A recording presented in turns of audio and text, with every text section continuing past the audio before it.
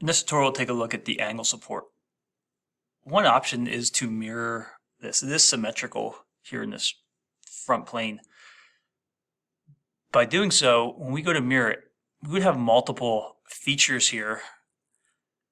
This time you could opt, or if you want to mirror bodies to create one continuous body. This part is in millimeters. A 45-degree angle, 30-degree angle. Here's a 45 on the inside. It's in millimeters. So choosing a plane to sketch on, rectangle, there's a 45-degree angle cut. Do not lock to the midpoints, they are not on the midpoints. We have an overall width of 110, an overall height of 105. This 45-degree angle line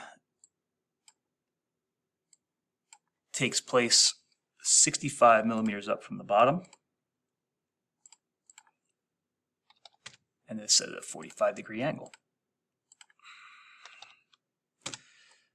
That's all I'm getting for this larger section, and this section is 20 millimeters thick. That's a push-pull at 20. I'm going to come in and create the wider, smaller section on the inside. Select the face, rectangle, 45. Dimensions. We are 22 millimeters from this front edge. We are 22 millimeters from the top. This 45-degree angle happens 65 millimeters from the back edge and is a 45. This is 40 millimeters thick.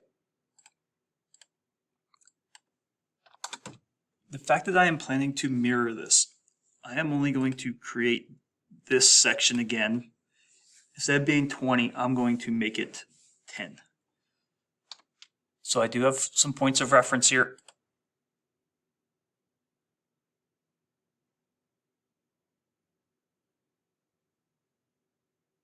Let's just add the dimensions. 110, 105,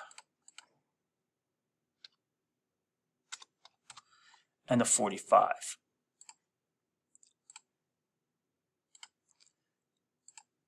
Again, I'm only going to add 10 millimeters because I do plan to mirror bodies. So before I go to mirror, there is a section here. I could go from the front to the bottom. There's a rectangle.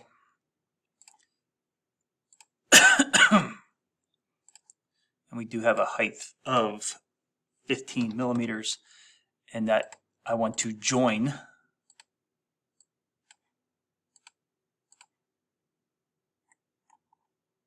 to the surface. Now I have this section on the side. I'm going to opt to create two rectangles and extrude this out and then make my angled cuts. At the base it is 15 millimeters thick, the vertical section is 18, and they are both extruded 25 millimeters. We could cut this corner off. Being that it's a 45, we could use our chamfer. If we want to draw a 25 by 25 triangle, we could, but we've been using the chamfer tool, equal distance at a 45. We'll cut this off. This one, it's a little harder to set up. The chamfer tool, I would suggest cutting this corner out.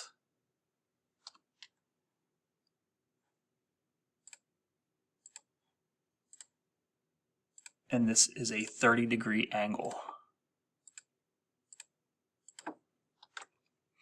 I'm going to cut that section off right there. Okay.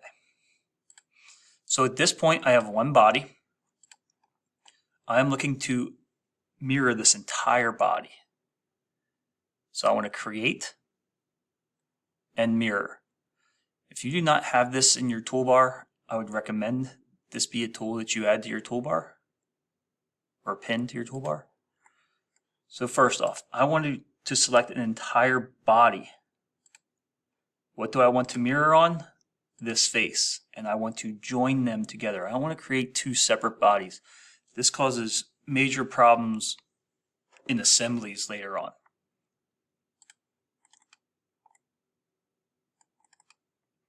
There you have it, mirroring bodies.